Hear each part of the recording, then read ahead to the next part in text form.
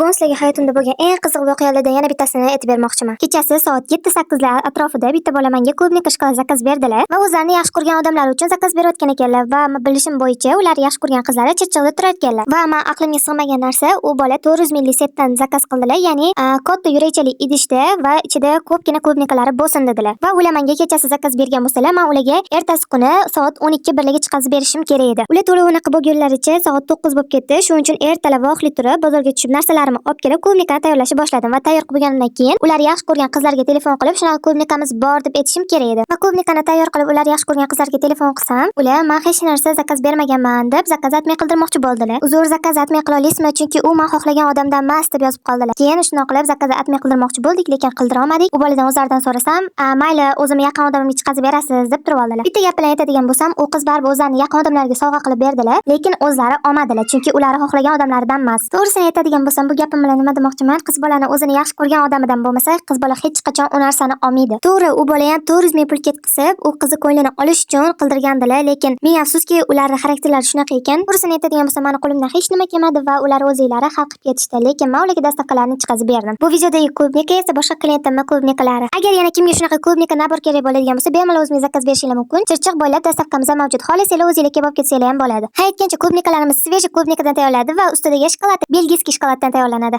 Zakaz berish uchun shu nomerga telefon qilsanglar bo'ladi.